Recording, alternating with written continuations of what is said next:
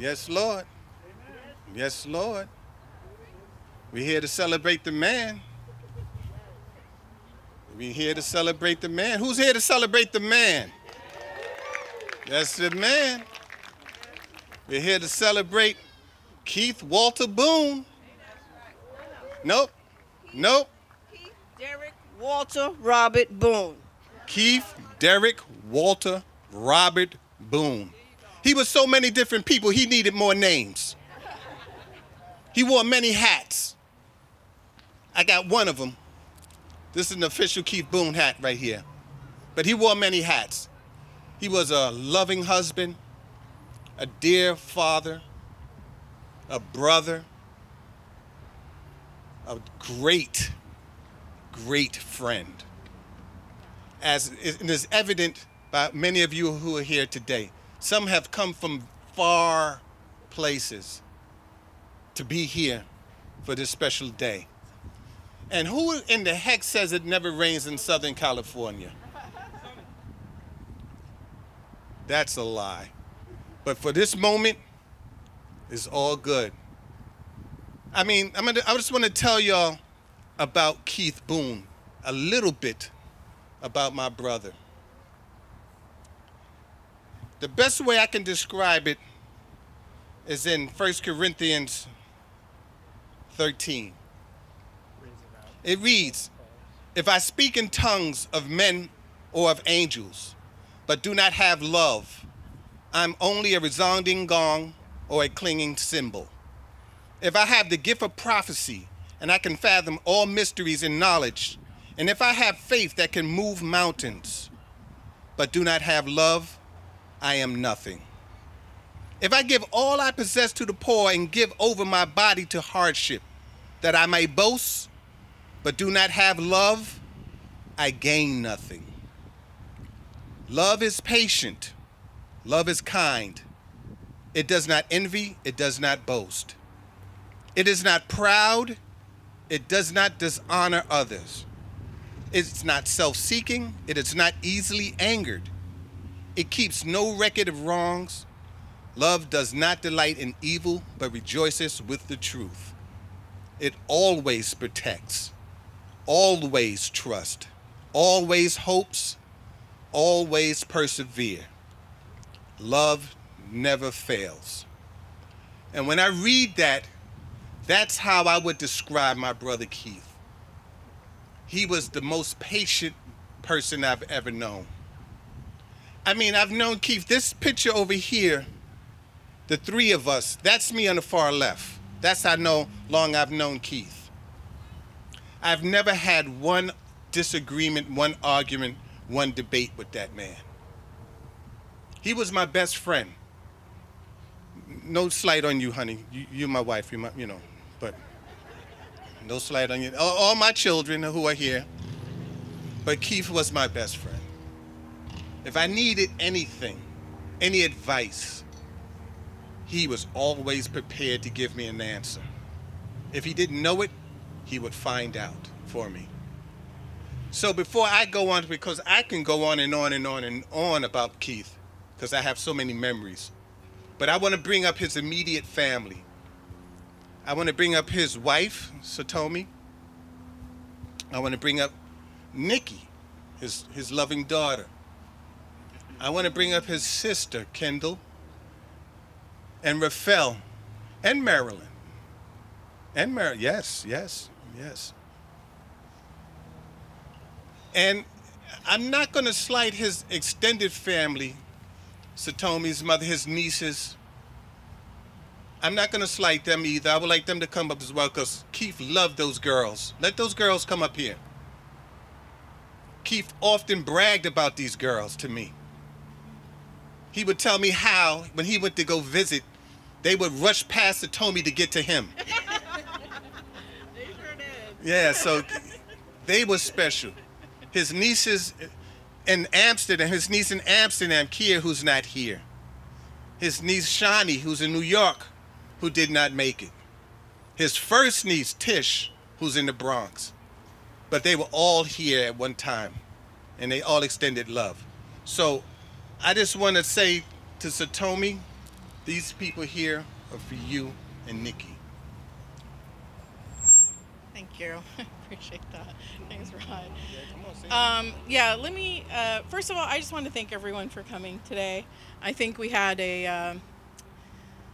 we've all had a challenging couple years. And I thought this morning, I was like, I thought someone was trying to talk to me.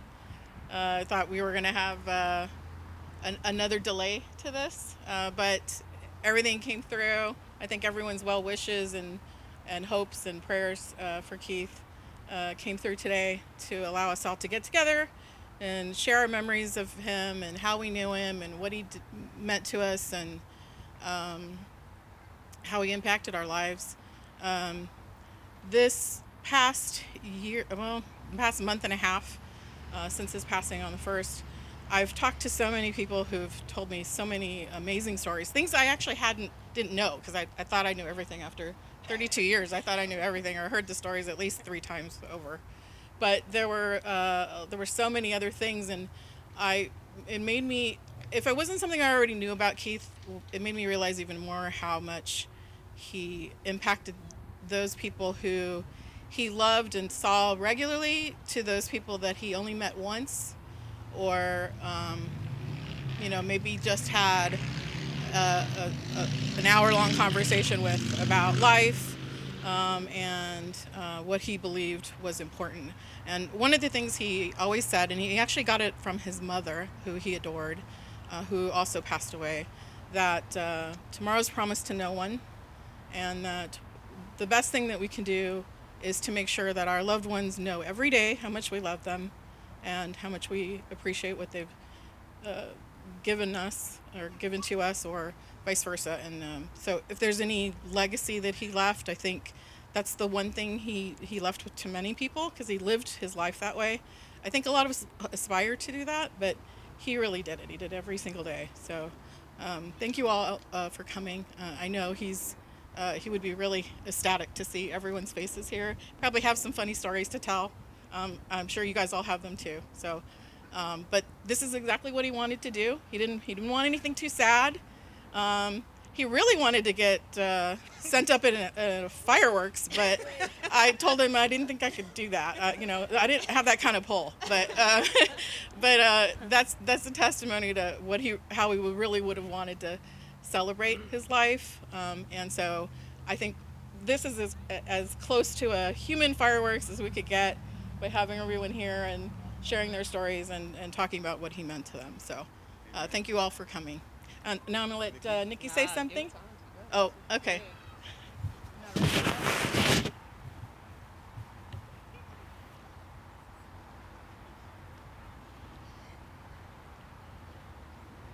Let me give thanks to God, first of all. I'm so grateful to be called sister.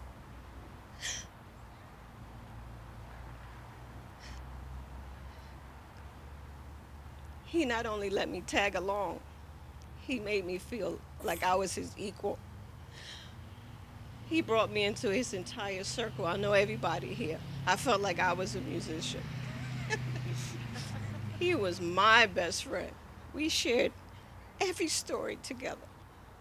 And I am not here alone. He has 10 nieces and nephews. They all want to be here. My children, my grandson, they all want to be here. So I represent them all.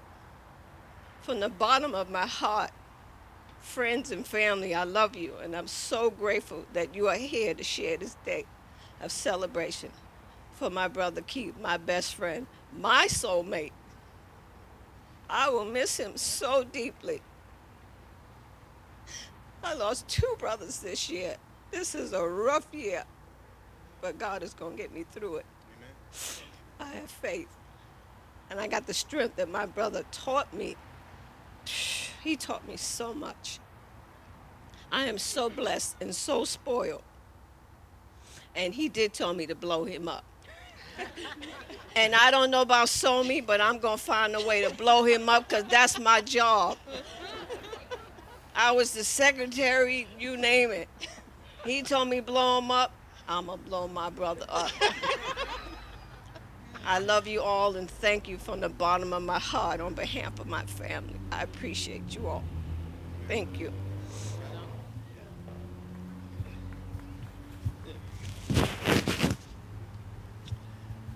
I'm Keith's older brother, and I think I'm going to share with you a prayer that Keith said every morning. He would say, "Good morning, Lord. Thank you for this new day, and please help me to appreciate this day to its fullest and to appreciate all that you have given me. In our Lord's name, amen." I really miss my brother a lot.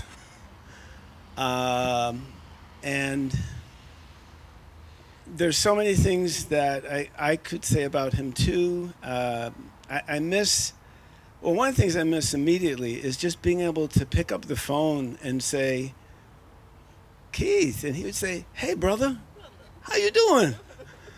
I miss, I miss being able to, we would sing to each other. We would greet each other with a song, a little bit of a song. He could sing much better than I could. You don't want to hear me sing. Or maybe you do. I would call him or he would call me and I'd say, "Brother, brother," and he would go back, "There's too many of us." Yeah, okay, let's get going. I miss. I'm not going to go on with too many of these. I miss being able to ask Keith certain questions, particularly about anything electronic and with computers. He's so freaking smart. Oh my God. And inevitably, he would get the call from my wife and I because there was something we couldn't figure out on the Mac. And it'd say, "Time to call Keith." Mac guy. And he would always be available. He'd pick up the phone. He'd say, "What do you got for me?" And we would explain the problem. He would listen. He would analyze the problem, and he would always come up with a fix. And in coming up with a fix, he would want to explain in detail what the fix was. and I said to Marilyn, I said, "Marilyn, when we call Keith on these computer calls, how long would," and before I finished, she said, "Time frame, 1 hour. Time range, 30 minutes to 2 hours." Because it was his thing. He wanted you to know. Not you to know what he knew, but he wanted you to understand. And he would always explain things in a way that were simple, that were understandable, and that did not make you feel like an idiot. Because that was not his style. Not at all.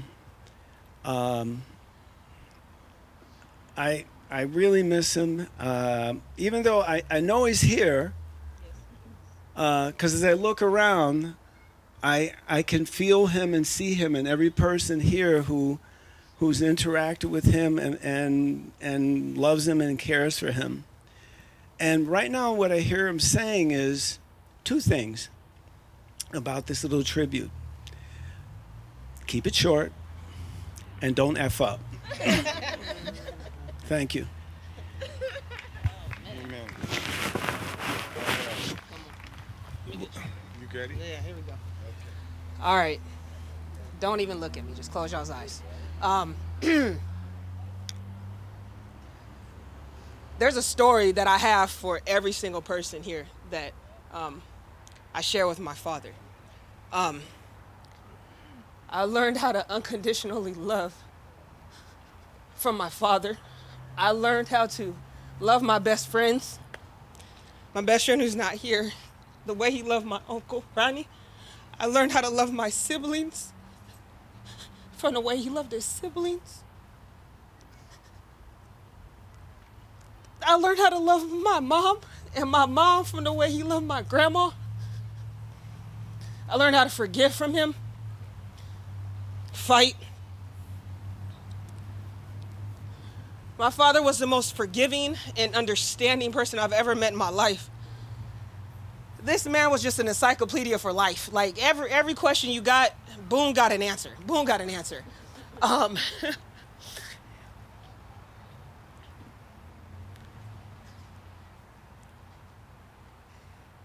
There's a hole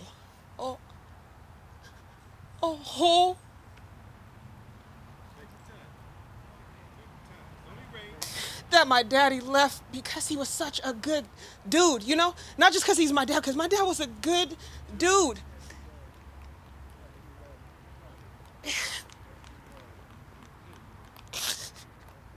My father loved you guys so much. We've had so many laughs and stories, and they're talking about shooting him in a rocket. Let me tell y'all something. So I went to go see him. I get there and we're crying. We're sitting in the bed and I'm just boo-hooing. And you know, just straight face clear as day. He was like, don't y'all bury me. I was like, okay, Daddy, we're not gonna bury you. He's like, cause y'all gonna bury me, they're gonna build condos on me and I'm not having it. Like, and I'm bawling like, wait, no, don't leave me. And you're talking about building condos on you? Like, I don't care. Dad, like what? But that was him, you know. At the end, he was so strong. He was so poised. He was so calm, collected. And all he wanted was just for everyone to feel some sort of love, for everyone to have that story with him. Like everyone else, I could go on for days, but I want to tell all of you guys, thank you so much. Thank you for loving my daddy. Thank you for loving me. Thank you for loving my family. You know, my friends out here, they've known him since they was little girls, since they was Lincoln size, right? All my friends, and they're here for my dad, right? And he was crazy. What was his name? What was his name? The Keith. They called him the Keith, right? He was very strict with us. So I'm not going to hold y'all up no more, but from the bottom of my heart, thank you all so much. And that's all I got for y'all. Come on, Boone. Amen. All right. Okay, y'all can go sit down now. Y'all can go sit down. It's my turn. Now I got stories to tell, and so everyone, what we're gonna do is we're gonna let everyone who has a memory or a story they would like to share. We would like y'all to come up and do that. Okay, you're gonna start it, and we're gonna just remember. Keith and I grew up on 150th Street, New York City, 25 blocks away from the Apollo Theater. We spent a lot of time in the Apollo. We watched Sandman. If you go too long and you start, we will come in and we will snatch you. Yeah, there you go. All right, you know it too. All right. That goes for everyone except me. All right, I'm gonna tell y'all a story about one of the greatest days I ever had in my life. I'm getting married to you was another one, but no disrespect to you, honey. All right. Mattia, you my firstborn. That was another great day too. Matthew, great day. But this was I was 12 years old. 12 years old. Keith was 14. Keith came to my house to convince my mother so he can take me on a trip to the Bronx to spend the night at another friend of ours' house named Eddie Gay. Now, the trip in the Bronx was at least 10 miles from where we lived, and it was late night. Keith talked to my mother as if he was one of her peers at 14 years old. And he's convincing my mother that it's going to be fine, that we're going to be safe, that everything is going to be okay. And I'm sitting there like, yeah. Because in my heart, I don't believe she's going to let me go. He convinced my moms to let him, 16 years old, take me on the train to the Bronx to spend the night out. Now, we get on the train to go to the Bronx. I don't think I should tell that part. What do you think? No? Okay. Okay. I can't. All right. No. Okay. All right. But make a long story short. It was the greatest day of my life. I went on an adventure. He took me on an adventure. Now tell them how bad y'all was. Okay. Tell them how bad y'all was. Okay. Go ahead. Okay. Because they think Boone is perfect. So tell them. Okay. I gotta tell it. We got on the train. As soon as the doors closed on the train, we broke this and took fire extinguishers. We took fire extinguishers. We went to the trains. We went to a stop, 135th Street. We crossed 3 tracks where we were supposed to go to 110th Street and just wait for the uptown train. We crossed over train tracks. Now, 12 years old, he's 16. Venture, the time of my life. We have no fear of the third rail. We have no fear of getting hit by a train. I'm hanging with Keith. I'm hanging with the big boys. I'm doing big boy things. We get on the train, we go to the Bronx. 14 and 16, 12 and 16. We spraying fire extinguishers, running through the street like we flying jets, like leaving streams of jet fuel. And we get there, hang out all night, all day. Greatest day of my life. I was with Keith. So I'm gonna make it short. I'm gonna let everyone who has a thought, a memory, or just want to say, to share something, please come on up. Hello, everyone. My name is Kevin Archie. I met Keith, quite some time ago. I was about 14, 15, and I played with a band, and he came to visit me and to see, and that's how we became such very good friends. And he introduced me to his sister, Kendall, and we started hanging with each other for a while. We got older, went to college, and everything, and I lost lost contact with Keith and Kendall for some 46 years. I reconnected with Keith back in 2020, and he was like, I was wondering where you were, man. You just disappeared, and it was so good to reconnect. So he was instrumental in reconnecting Kendall and I for the second time, and now we're engaged. So I'm very thankful to him. I miss my brother. He was such a good friend, and he'll always be deep within my heart. But I do have one other thing to say. If you have anything against anyone, any malice in your heart, you need to settle it. You need to do it with love. And Keith was all about love. So love your neighbors, love your friends. We have enough crazy stuff going on in this world, and we just need to do better as human beings. Thank you. Amen.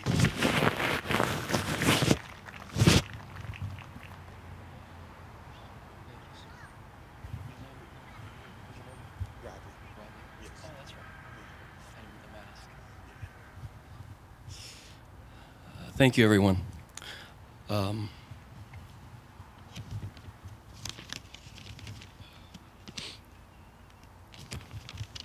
This is actually a lot harder than I thought it was going to be.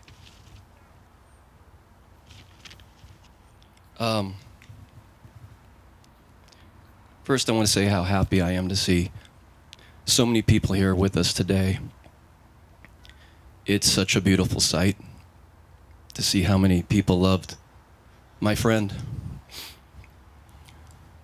We're here today to honor our good friend, Denzel Washington.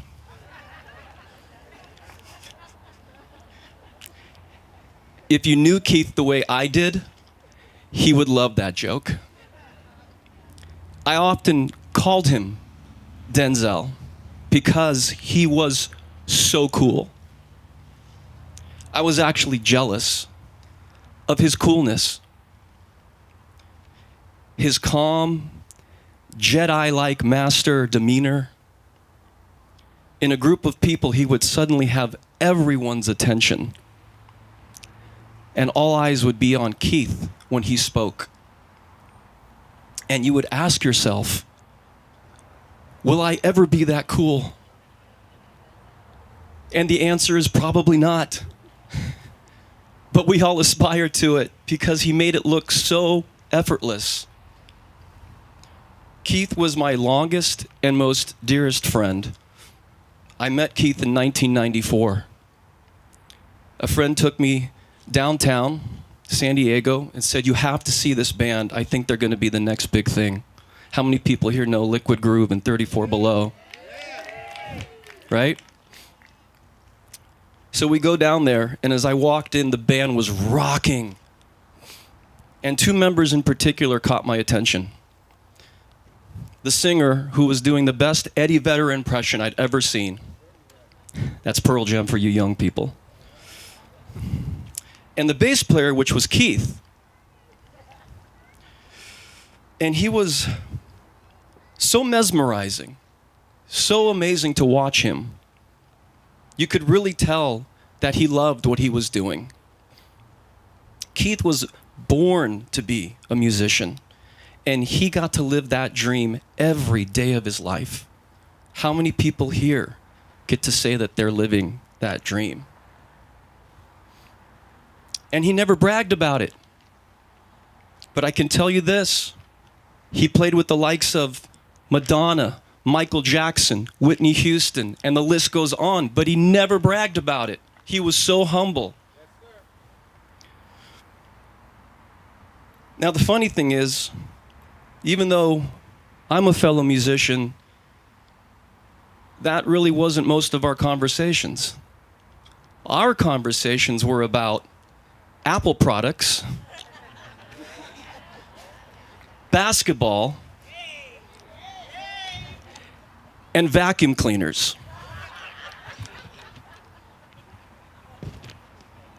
I swear I could not make this up. One day we had a full discussion about vacuum cleaners. He would call me up and he'd say, "Hey man, have you seen that new Shark vacuum that just came out? That thing's badass." And we would watch the same infomercial, and then we would call each other and talk about how much dirt it picked up. And he was so excited about this vacuum cleaner. Now, if that wasn't funny enough, he went out and he bought a Shark vacuum, and then he would call me and tell me how much dirt it picked up. So funny. I loved him for it. So back to that first night we met. After the show, I introduced myself, and I had no idea that at that very moment, this man would forever change my life. Who else can say that about Keith here?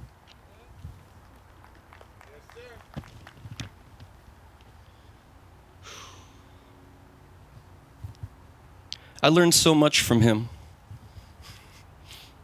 He was kind, he was patient, and he accepted you just the way you were. It didn't matter what you looked like, where you came from. He embraced everyone. There are so many things about Keith that I truly loved and miss, but his sense of humor is by far my favorite thing. So here's one of my favorite Keith moments. I was watching an episode of Shark Tank. It was one of Keith and I's favorite TV shows. And people were pitching a product of gourmet donuts that were good for you. I don't think there is such a thing, but I was curious, so I bought a few boxes. Now at this time, I was living right here in Carlsbad, and Keith was my neighbor. My employee, Jeff, and I were working out of my house this day, and they came in the mail. And I said, "Hey, let's try these." Jeff and I took a couple bites, and immediately disappointed. They were so bad. Now, Keith came over shortly after that to see what we were up to. Now, I didn't want to say anything about these donuts because I wanted his unbiased opinion, because maybe Jeff and I, we got it wrong. You know, I don't know. Maybe we were missing something. So I explained how I got him on Shark Tank, and he got really excited. He's like, "Oh yeah?" Like, yeah. I said, "Try them out, and feel free to take a box home with you, too." And Jeff and I went into a different room of the house to continue working. A few minutes later, Keith comes into the room. He says, "All right, I'll catch you guys later. That was it. He didn't say anything else. So I go back into the kitchen and I see the box of donuts I told him he could take sitting on the counter. Now, Keith never wants to hurt anyone's feelings. Never. So he'd rather keep quiet if he didn't care for something. But if you asked him about it, he would tell you about it. Isn't that right? So I called him up and I said, hey, buddy, you left the box of donuts on the counter. And in Keith fashion, he said, no, I didn't. I said, you didn't? He goes, no, I didn't. I go, okay, well, what'd you think? This is the best part, Nikki. This is his crowd, so I'm going to say this. He said, that shit tasted like old homeless ass.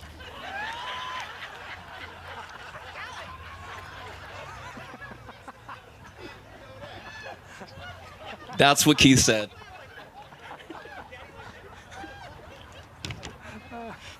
Jeff and I completely lost it. We lost it. Now, not only did he describe the donuts in such a colorful way, but we had to ask him, Keith, how do you know what old homeless ass tastes like? And he said, I don't know, but I'm pretty sure it's those donuts. Keith had an amazing heart, though. He really did, so I'd like to end on that. Keith's number one dream for me was to see me get married, and I'm heartbroken he won't be there to help me celebrate that moment, if that ever happens. I don't know. But I know he'll be there in spirit because I feel him every single day. The way you keep someone's memory alive is by talking about them, and I know that all of us here will never stop talking about Keith. For years, Keith used to repeat the phrase that Satomi just said earlier, tomorrow is promised to no one. And he's right. And we should all live our lives every day with purpose, gratitude, and love. If you've been afraid to try something or pursue something, don't put it off. Go do it. If you have someone in your life that you love, tell them you love them. If you know someone that you haven't seen in a while, pick up the phone and call them and tell them that you miss them. Life's too short. And like he says, tomorrow is promised to no one. And lastly, Keith wanted to see me have a child. And I know he would have been an amazing uncle. Because my kid would come back to me after spending an entire day with Keith and he would say, Dad, why aren't you as cool as Uncle Keith? And I would say, because there's only one Keith Boone. Keith, we love you, we miss you, we know you're with us at this very moment because we feel you. And I was just standing over there against that tree and a branch poked me in the back. Thank you, Keith. That's how I know you're here. Thank you for coming. All right, well said, brother. Well said, well said. Yeah. Okay, sure. Come on. Go ahead, Auntie. Hi, I'm Nikki's aunt, Aunt Frances. Keith was my brother in love because he loved my niece Nikki from the first day that I saw him in Satomi, in Vista, sitting at the picnic table. They've always been welcoming, loving. Satomi, I love you for loving Nikki. I love you for loving Keith. I mean, Keith was cool, okay? I can't even deny it. He was. I would call him, talk to him, see what he was doing. He'd say, I'm doing good, you doing good, yeah. A couple of occasions, I had to call him and ask him for a favor. Keith said, when you need it. I said, well, I need it now. He said, I'm on my way. The car would break down. Had to go to the grocery store. I called Keith up, say, hey, Keith, you know what? Can you take me to the store? When you need to go? Now, he said, I'm on my way. 30-something years of knowing him, he definitely impacted your life. He made you think of things that you probably wouldn't think of. He was very kind and forgiving. And yeah, the Apple product, he always told me to go get a Mac. I said, no, I can't do that. I don't know. I'm too old now. But, I just know he loved Keith and he loved Satomi and he loved his family. Kendall, his brothers. He loved music, and I love music. And I'd go see him at the Paula or at the Belly Up back in the day. And, I just love my brother, and I'm going to miss him. I love him, and I know he loved everybody, and I'm just going to miss him. Stand there. Stand there. Do the boom move. Do the boom move. Nope. That's not it. That's not it. Come on, Nikki. That's not it. All right, but do the boom move. There it is. There it is. Hands in the pocket. Always had his hands in his pocket. Always thinking. So I just want to, I know I'm going to let everybody come up and share. Somebody have to share, but there's so many things that we can say about Keith. But one thing I want to say, how handsome was that dude? How handsome was that dude? I know every guy in here is jealous of that guy. I have been for years. Keith had every girlfriend I ever wanted growing up. And he couldn't wait to tell me about him. He ain't telling me nothing about you, so told me, no, you was safe. You was different. You was different. You was different. You're different. You're different. Yeah, but everything that Keith did. Imagine now, we grew up in 150th Street, Harlem. A lot of you don't know about Harlem. Okay. But imagine imagining a guy from Harlem owning and flying a plane. Keith did that. Keith at 18, 19 years old left and said, I'm going to join a band and I'm going to travel the world, and did that. But Raphael, his older brother, neglected to tell y'all is that he used to play in the Who. And he told Keith he used to play in the Who when he was a little young. And Keith said, really? My brother plays in that band. He made a record. That's what intrigued Keith from playing music. A lie. So Keith played in the band because of Raphael. His brother used to play the drums. I want to bring up one of Keith's good friends, close friends. He really admired this guy. Keith bragged about this guy's bass skills to me the last couple of weeks that I spent with him, and we played this dude's music over and over, and he's here today. So cool. Come on up here, brother.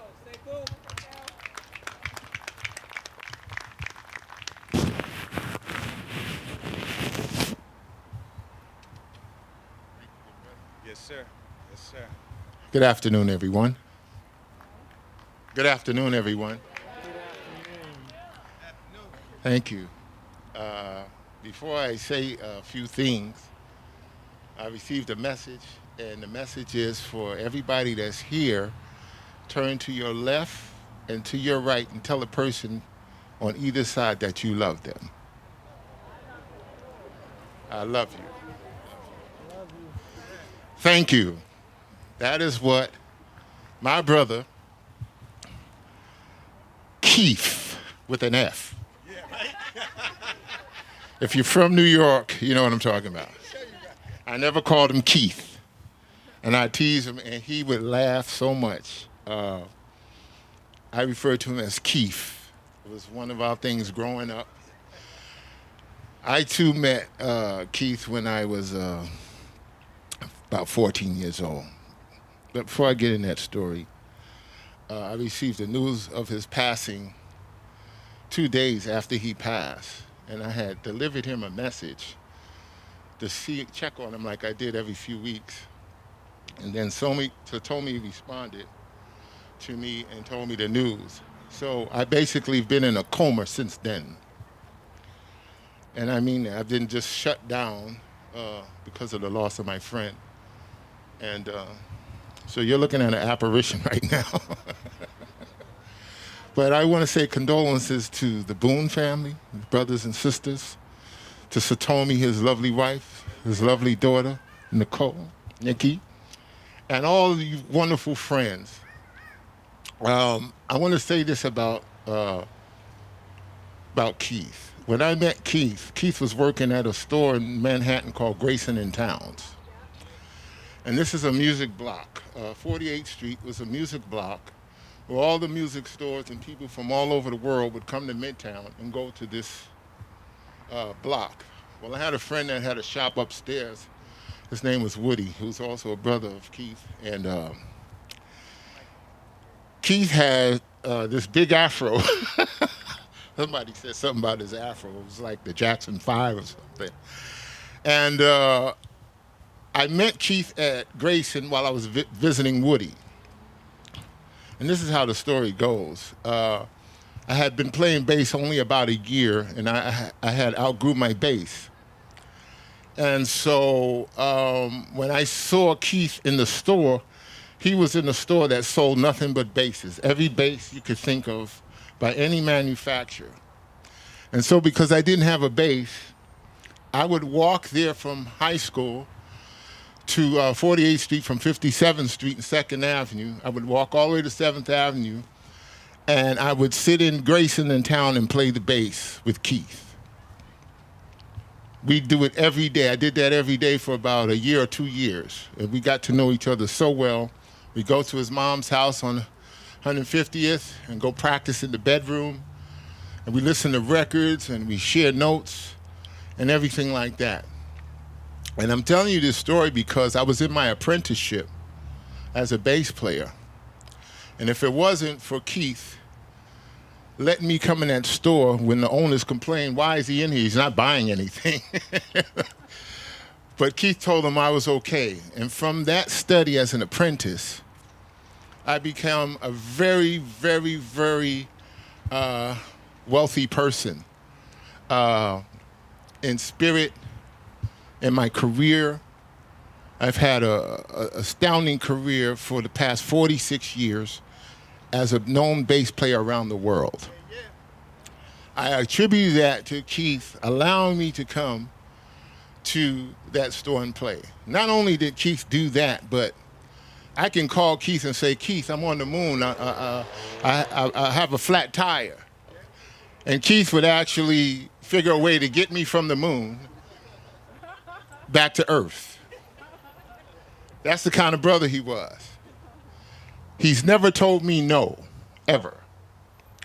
Back in 2010, I believe, or 11, I designed an electric bass that became the #1 bass in the world. And Keith has 2 of them.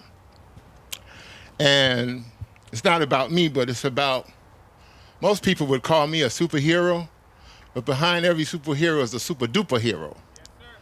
And Keith is the super duper hero.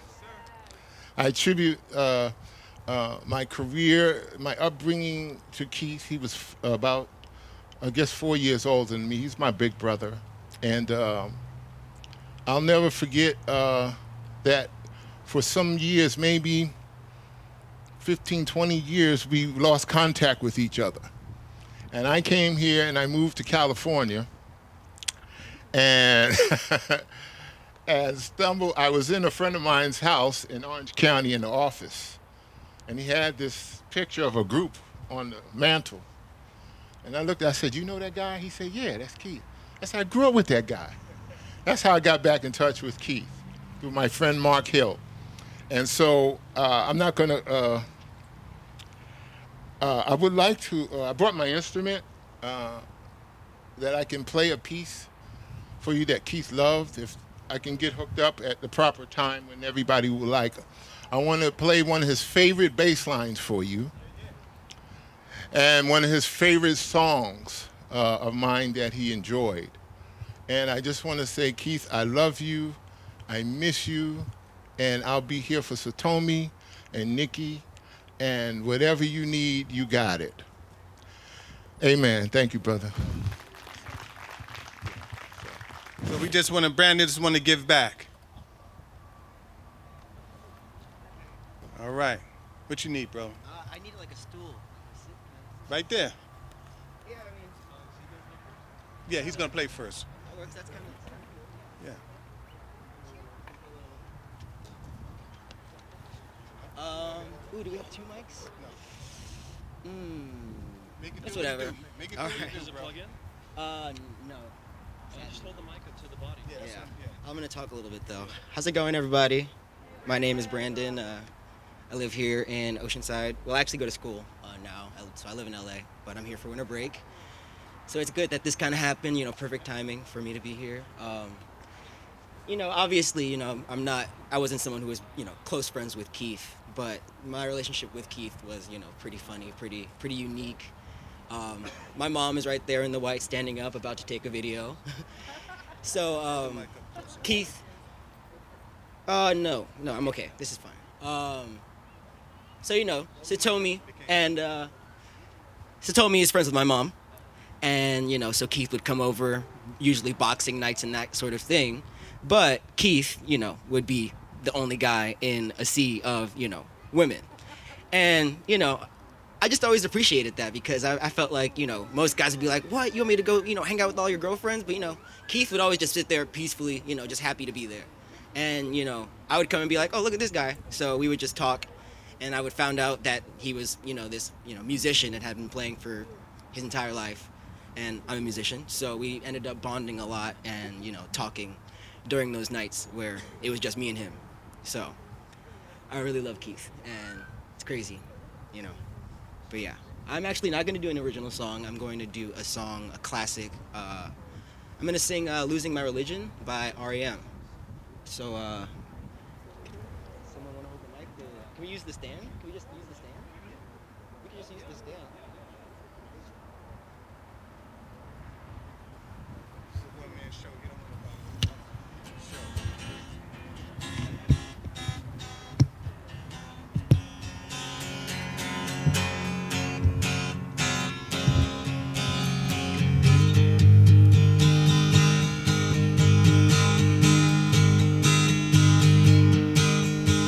Yeah.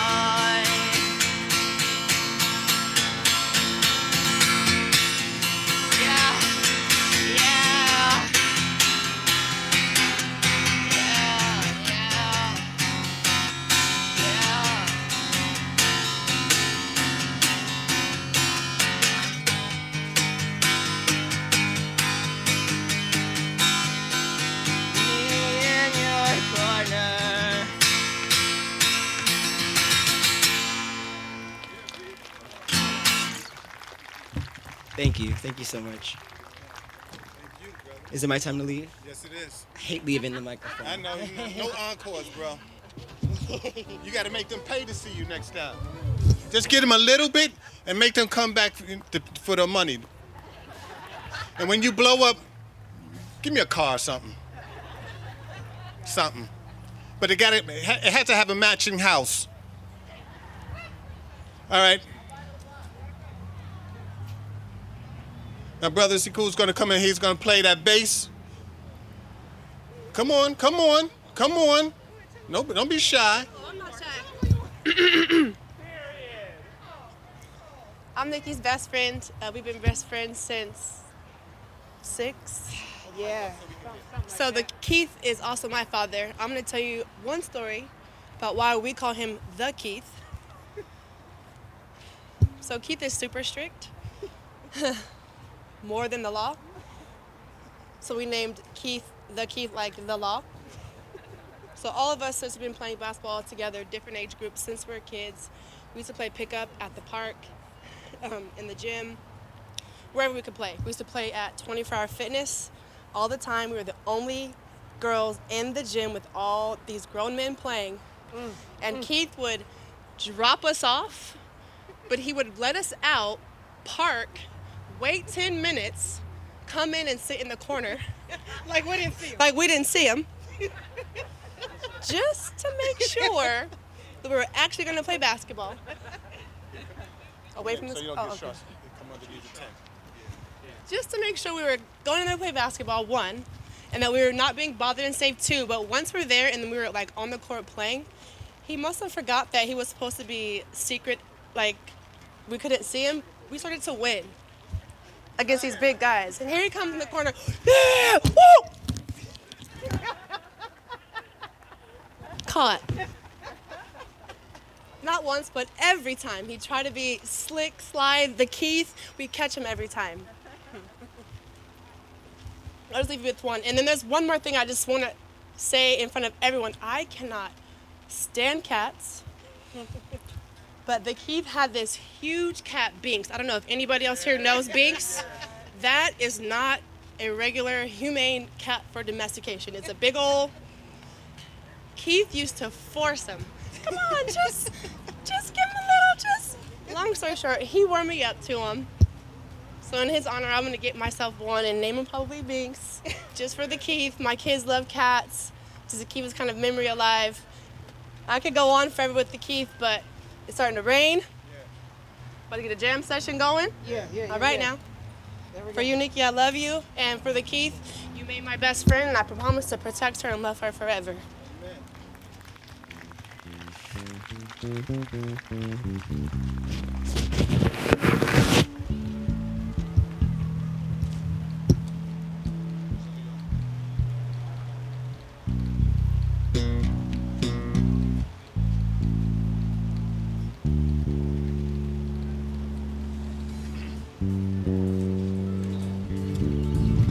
Tony, Tony, Tony. Who knows that song? It never rains in Southern California. Who knows that song?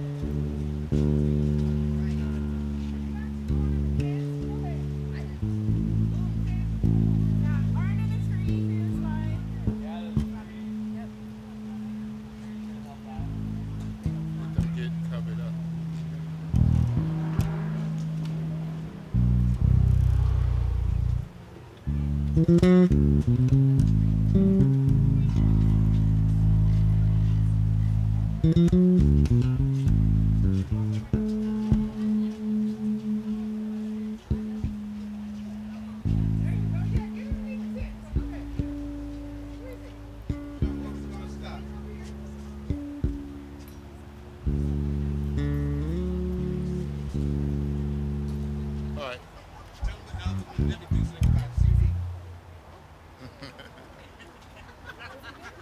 All right, y'all stay dry out there. Listen, we're going to get a little bit audience participation. This is Keith's favorite bass line. And I just want to get y'all to clap with me so I can play it and see if you can tell what song this is, okay?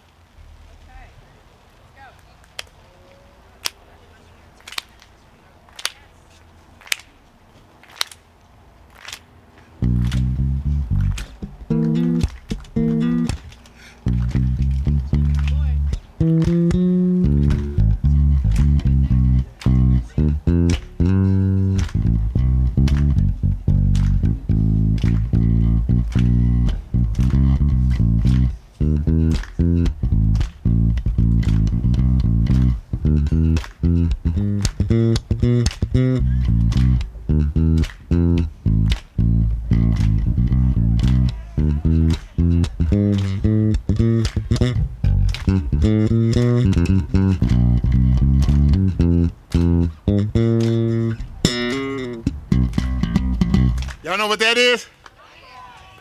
Huh? I didn't hear you. No, that's Sanford and Son.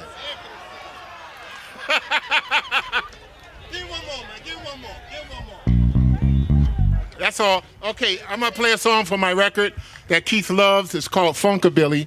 You guys can join along and clap. You gonna play it? Okay, I'm gonna play along with the track.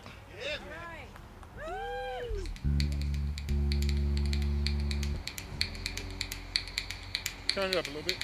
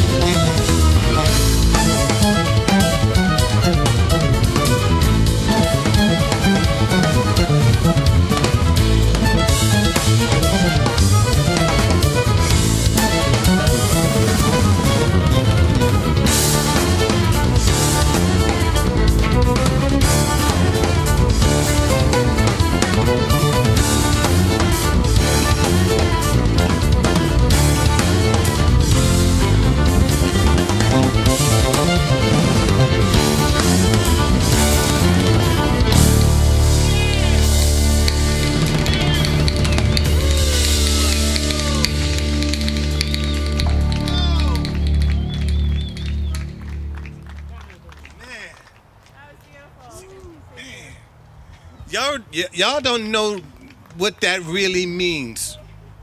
Keith played that song for me over and over and over. We dissected that song. And to hear, see, come here and play this thing live. Wow. Wow. That's love, yo. That's love. That's love. That's love.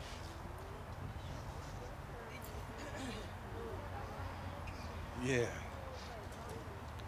Now, I debated with Keith on this song. Thank you, everyone. Thank you for allowing me to play that.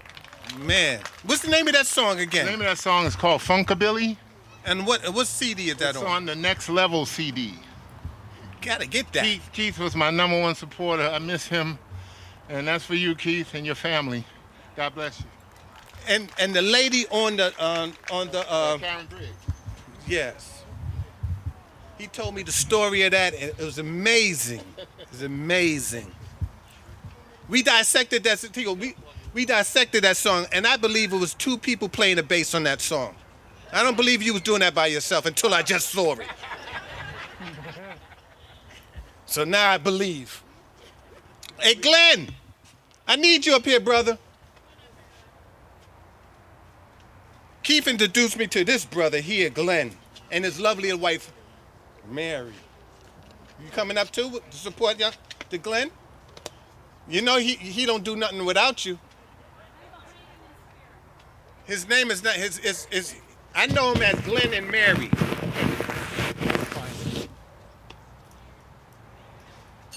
So as we all know, if Keith liked anything, he had so much enthusiasm for it, whatever it was, and his enthusiasm for Harlem was infectious. For the longest time, I told Keith, as we all know, he went to Harlem at least once a year, and my wife and I were dying to go with him and spend a week with him in Harlem, and we finally did. And he got us a great place to stay in the Sugar Hill section of Harlem. We got around on the A train, and it was one of the best vacations that we've ever had. And the last thing I want to say is that if I was half as popular as Keith, then I would be the most popular person in Carlsbad. I'm happy to see you all.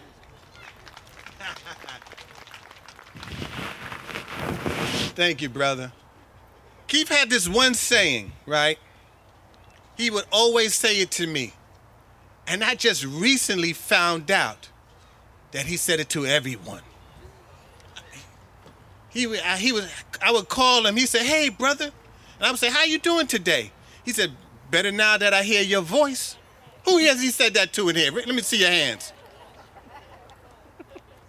"Better now that I hear your voice." But you know the thing about that, when I found out that he said that to you guys too, I didn't feel bad about it. Because he really meant it when he said that. He really meant that he was happy to hear your voice. Better now that I hear your voice. He was the most charming guy that I've ever met. And I didn't think there was nobody better than me. You know, that's how I think. But Keith, he kind of groomed me. I just watching him, watch how he moved, watch how he talked to the stranger on the street. Keith would see a blade of grass, and he'll ask the gardener, "How did you do that?" And he'll build a relationship, a friendship with the gardener because he'll strike up a conversation about a blade of grass. He'll strike up a conversation with anybody about anything he was interested in. And then he can give you a tutorial on it. That was my dude. I will no longer go on any game show host because now I don't have my lifeline. I will not win. I mean, I got my wife there. No disrespect to you, honey. You know, me and you good like that, but I knew Keith first. You know, I'm sorry. I mean, it's hard.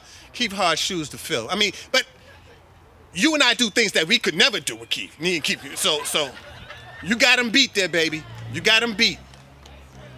So listen, Is there anybody else that want to share a memory, a thought, or a situation? I got plenty. I just don't want to hog the mic. I don't want to hog the mic. Here we go. More family.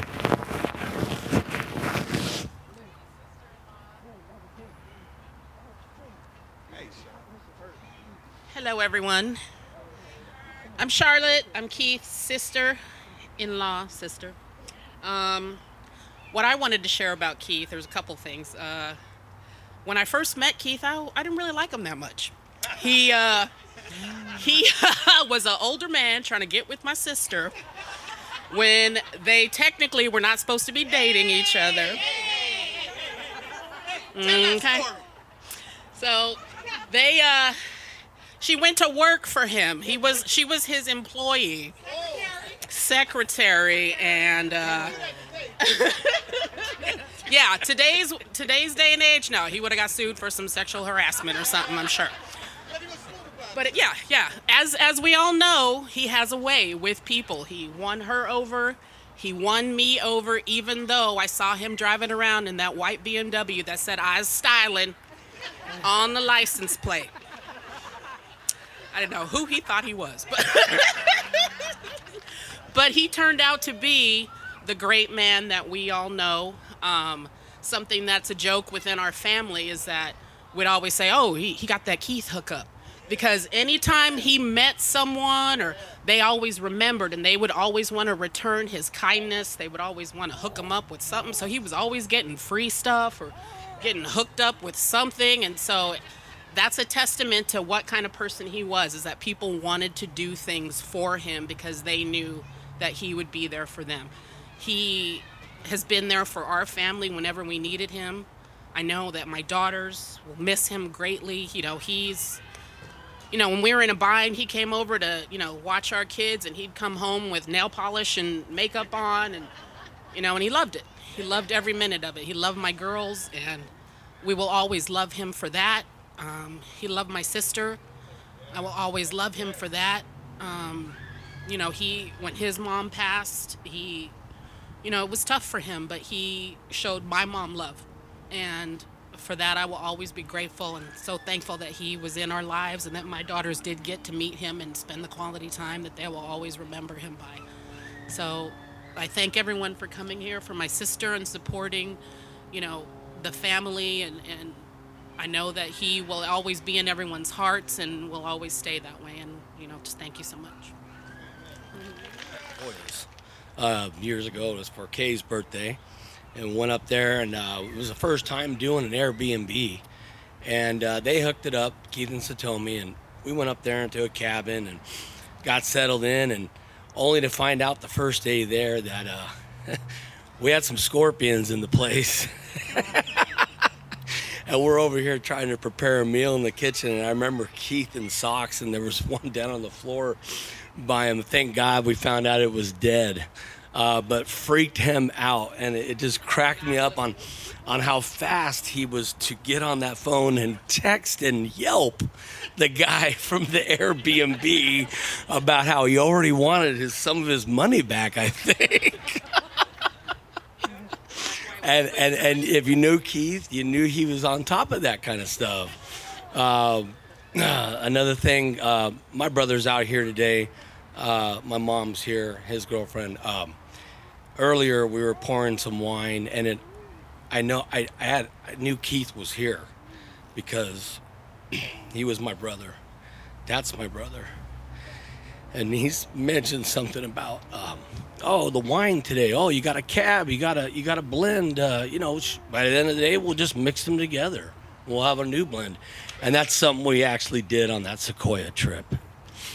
Me and Keith, by the end of the night, after our 2 or 3 bottles of Menage a Trois blend and this and that, we were running low on them, and we just decided to combine them all and try a glass of that, and thought we were going to come up with our new wine company.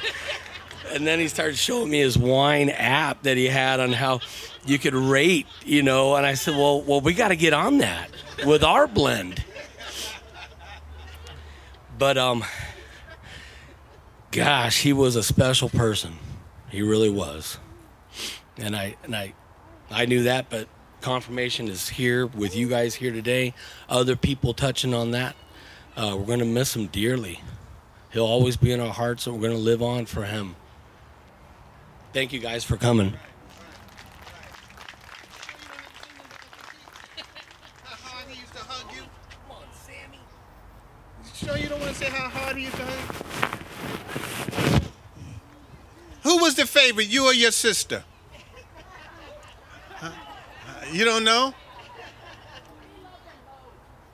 I was trying to get her to say something, you know. That was a setup. She didn't fall for it. Yes. Yes, yes. So, come on, y'all. Don't be shy. Tomorrow, yeah, there we go. Tomorrow, Eric, all right. Come on. Hey, get up. Let the people know who you are, where you come from. I'm Areg. Uncle Keith I got to be his nephew sometime between 2007, 2008, around that time. So I was Uncle Keith's niece's partner for 10, 12 years. And even though he was my uncle for kind of a short time, considering that I have still to this day, you know, blood uncles or quote unquote real uncles, Uncle Keith,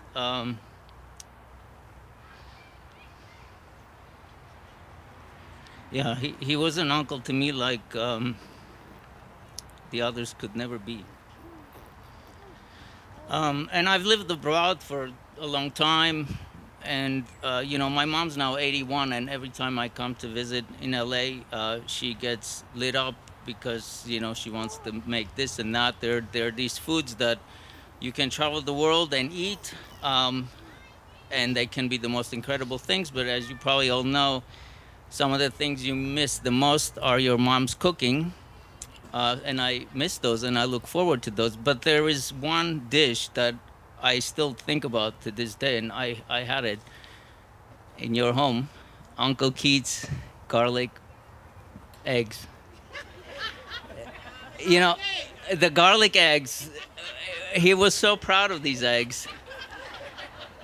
He made them to perfection, and I can't tell you, literally, it's been 10 years probably since I last had them, but I still miss them like I miss my mom's cooking, no matter where I am in the world. And I'm so grateful that I had the opportunity. I'm honored that I got to be part of your family. And, you know, Keith's niece, Nikia, is someone who I will never probably meet anyone in the world who knows how to cook better, who knows how to eat better, and who knows how to have a good time, like the good time Charlie, like she would always say. But honestly, actually, as this past Thanksgiving came and went, I was reminiscing of all the years Nikia and I spent together in Amsterdam, and we had some of the most memorable Thanksgivings and holidays together ever, even though most of the time it was just the two of us, and we would FaceTime with you guys, but I again have to say, my most memorable Thanksgiving, and that none will ever come close, was the first one in your home. And I was just thinking about it this past year, and it was just unbelievable, and I'll never forget that. And Nikki, you were going off to college around that time, and you were arranging for your stuff to be taken away. your bedding and all this stuff. It was quite funny, but you know, and we came and stayed in your room, Nikki and I, right? And you were kind of like on your way out to go to college, and Keith was like, Nikki's talking about her stuff, all these stuff. I gotta take my TV, and it was this ongoing joke that. Well, we got to enjoy all that wonderful bedding and all the nice stuff you left behind for us to enjoy in your room. So thank you to your family. You guys are unlike any other people. And the other thing I wanted to say, the gentleman there said something about Harlem, and I remembered actually, it doesn't, I also, you know, I've traveled and seen some things and whatever, but one of the most memorable tours of any place with anyone was when I was in New York one year, and Keith and I, Uncle Keith and I, went on a walking tour of Harlem, and this man was not only a wealth of information, but I mean, the way he would just tell you the stories about this building and that corner and what happened there, and I'll never forget that, and it's all thanks to him and thanks to you that I'll get to have these memories and hopefully get to tell other people how great of a man he was, and he lives in you, of course. Thank you. Well said. Nothing like family. Nothing like family. Come up here, young lady. Nope, don't be shy.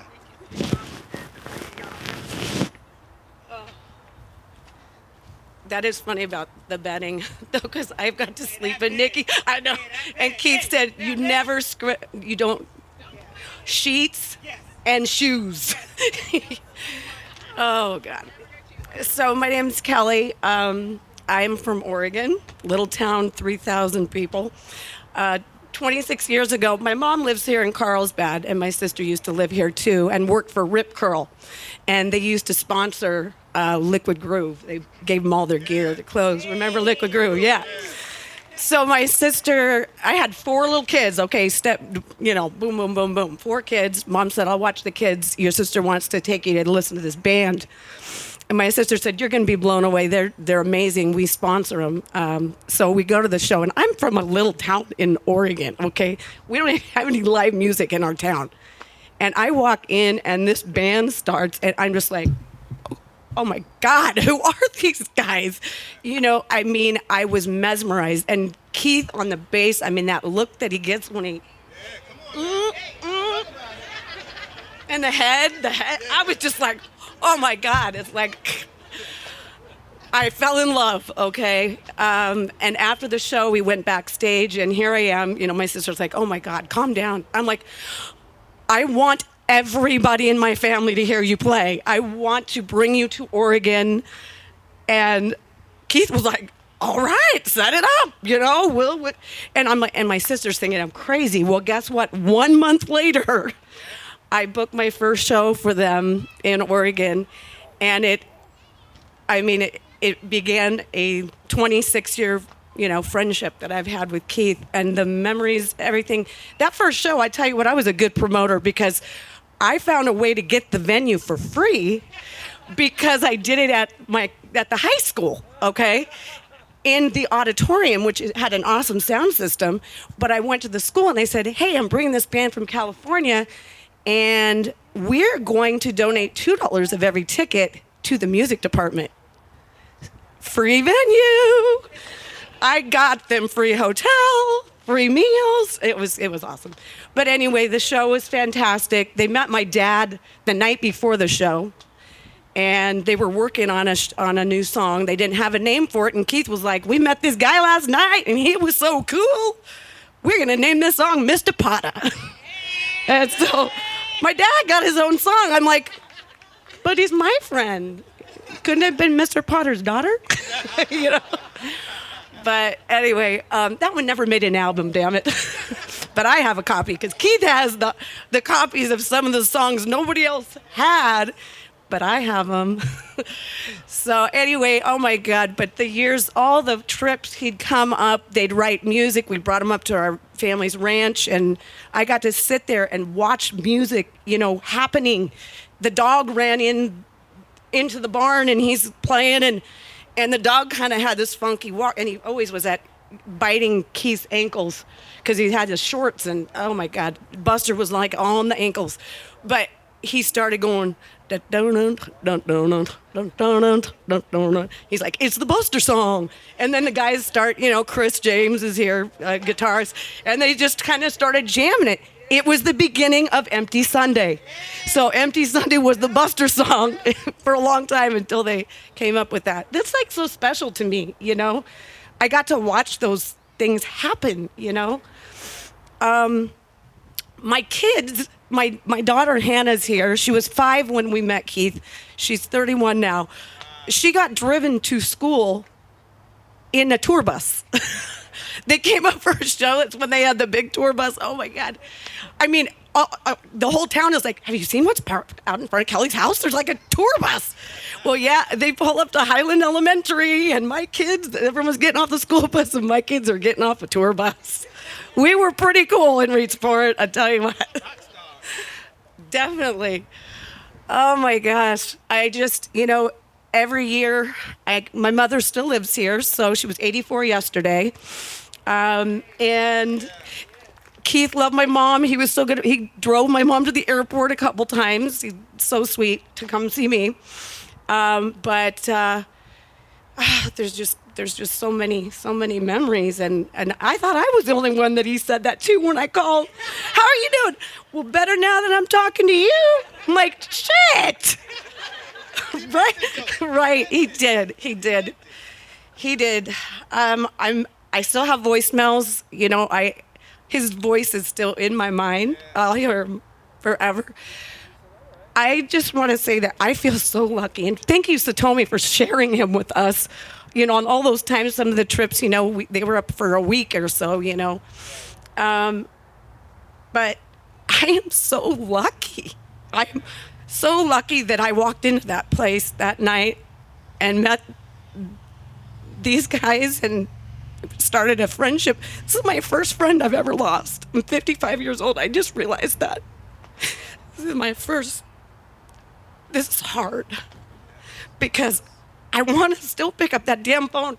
Coming here to Carlsbad, flying in here, and knowing I'm not going to go over and have a acai bowl with him, tomorrow before I leave, it breaks my heart.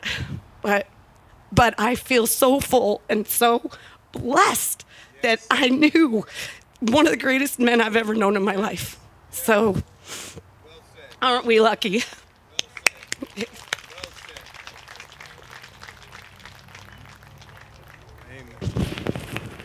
Well said. Satomi, Nikki, how many people slept in my room?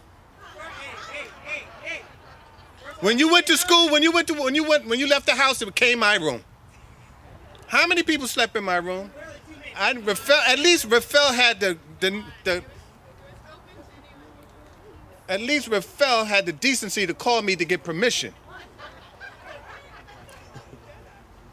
Nah, I tell you, Keith made everyone that came to his house feel like it was their house. Yeah, he had. You mean they slept on the same sheets, those real soft sheets? I thought he just put them out for me. He had that effect on me. So I guess one more. Come on, brother. Come on, don't be shy. Let me wipe that mic off, 'cause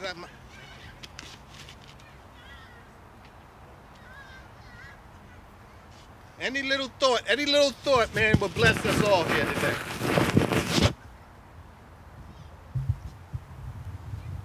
Hello. My name is David, and I also slept in Nikki's old room. Just wanted to put that out there. Slept in her bed, really nice sheets. For those of you who might know me or might not know me, I was in a band with Boone for 7 years. I'm still in Grand Sonic Theory, and Boone and I. Where do I even start, man? It's he was a brother to me. He was a mentor. I was 18, 19, and at Miracosta Community College, and kind of was trying to figure it out. And I remember I was in an intro to piano class, and it was just a waste of my time. So I went on Craigslist and was just looking around under the classified ads, and saw $3 signs next to one. I was like, oh, this is promising. I was like, all right, cool. So I clicked on it, and it turned out to be Firefly, which turned into Grand Sonic. And Boone and Shelly came over to my place and kind of auditioned me, and we're checking this young 19-year-old kid out. And he gave me the confidence to do this and to make it a living. And we had so much fun at every gig. We used to play about 5 nights a week together, and we would carpool. And sometimes we get home super late at night at 11:30 or midnight. I just remember one time, Boone was just craving chicken wings. So bad. And he's like, hey, man, he's like, you got a second wind? I was like, yeah, what's up? He's like, you want to go to Buffalo Wild Wings? They're open for like 30 more minutes. I was like, absolutely. So we just went and got our fingers all dirty, and we're just eating wings together. I was like, this is so cool. I was like, I don't have a friend like this, you know? It's like so rad.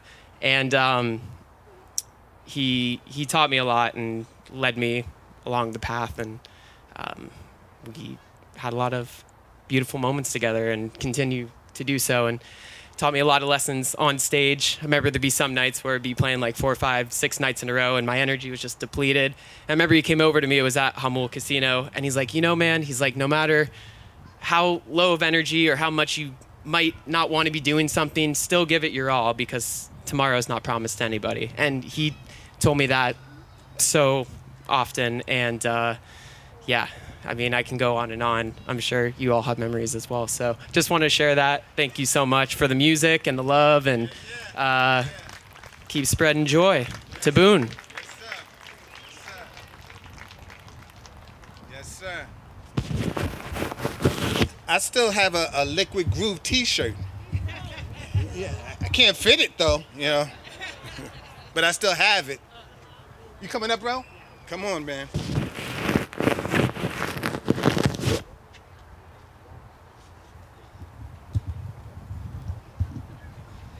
Hello, my name's Dylan.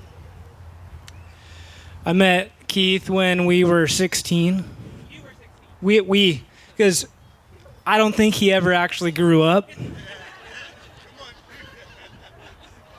No, I was 16. He was, I don't know, 50. And we became the best of friends, which is crazy. But I was,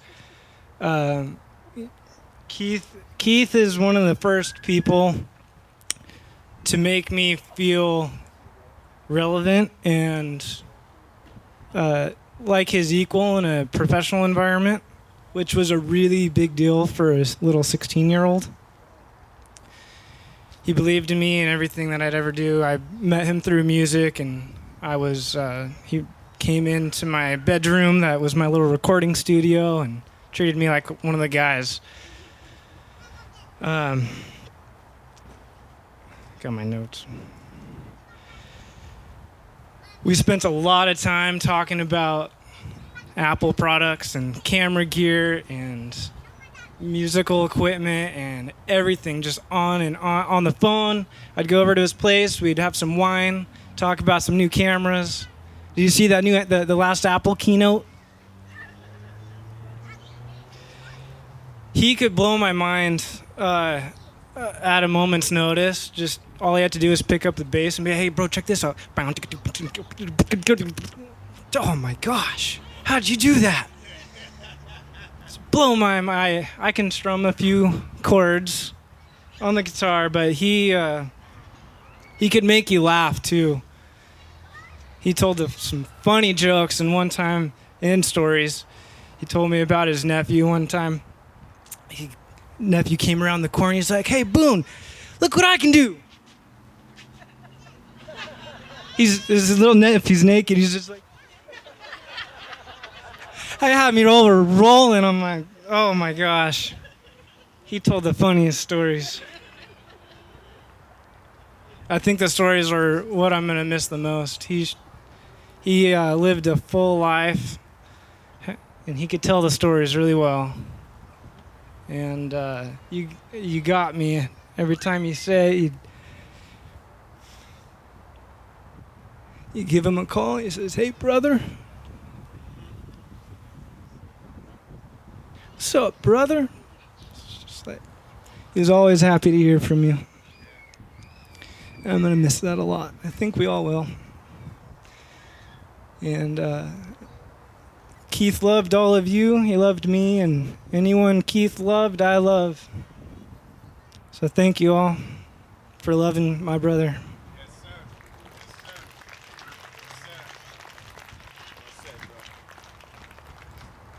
Amen.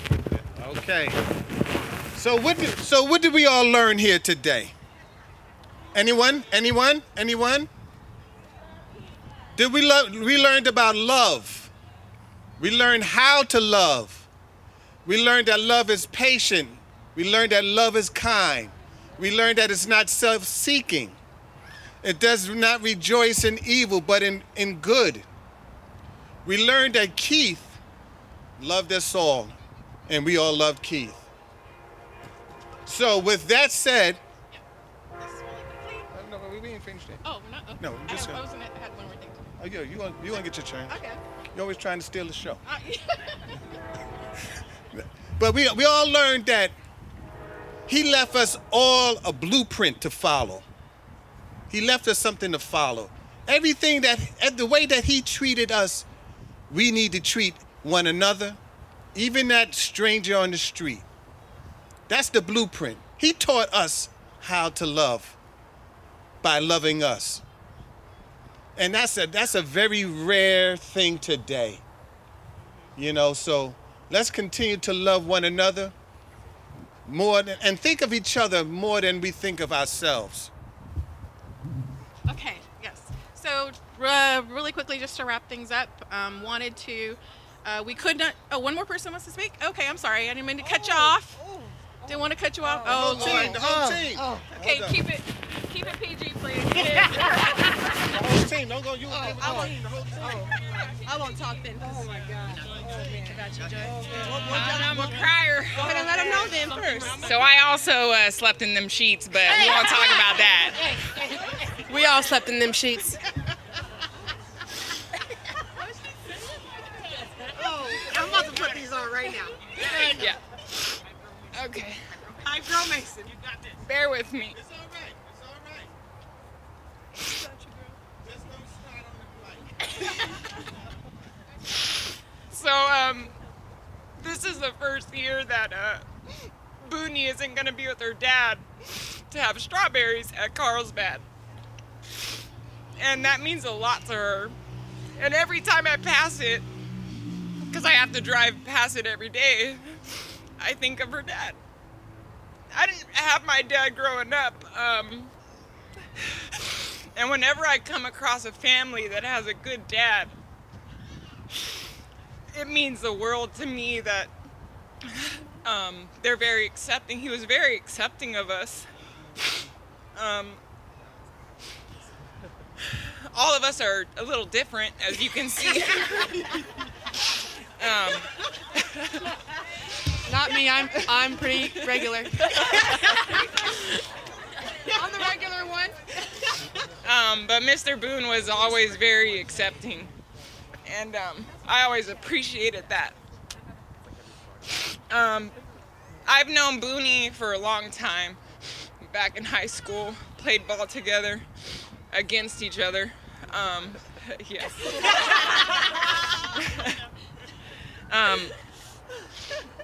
But she's become a great woman because of her dad. And when I heard the news, it broke my heart, because he's a good dad.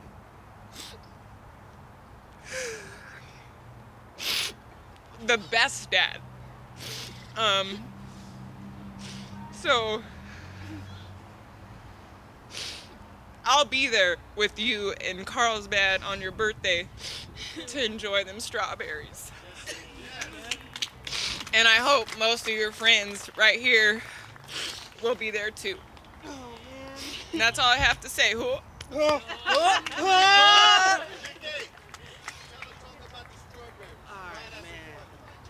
right, I guess I'll go ahead and wrap it up. All y'all out here got kids, right? Let me tell y'all something about traditions. My father never missed anything. He didn't miss a graduation, a game, a tear, a laugh. He didn't miss anything. Where we're at, this park, Greek Dog, where you at? Where's Greek Dog? Is he here? This court right here is where I started playing ball, right? One of these courts right here, started playing ball with the boys. Right down Cannon, you go east, there's a big old strawberry field. Since I was a baby girl, about my cousins, like younger than that, every year my father took me to that field. and he bought us strawberries and shortcake and whipped cream, and we made strawberry shortcake together every year. And I left for college my first year, and I was heartbroken. I was so sad, you know. I love flowers because right there is the flower fields. And I hear a knock at the door, and I open the door, and he sent me flowers, and he sent me strawberries.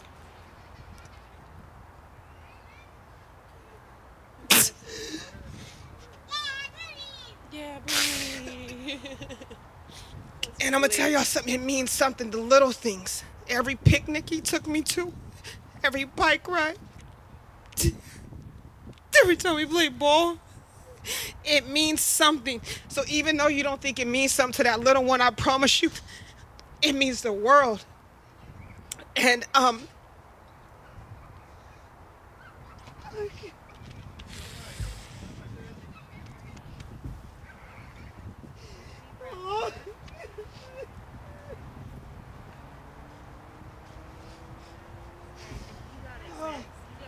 shit. Do that with him. Lincoln is my little niece. Where's Joy and Panina? That's their baby, right there. Take her that baby to get some flowers. Take her to get some strawberries. Take her to every basketball game, every sporting event. Be there for everything. Because I promise you, when we get older, we're not going to let it go. And I just want to tell my dad, for nobody, thank you for loving me the way you did. Thank you for always being there. Thank you for loving my homies the way you loved them. For putting your foot in their ass when they needed it. Yep.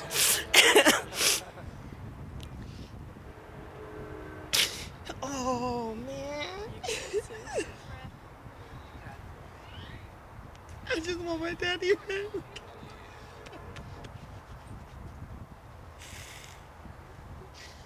Oh.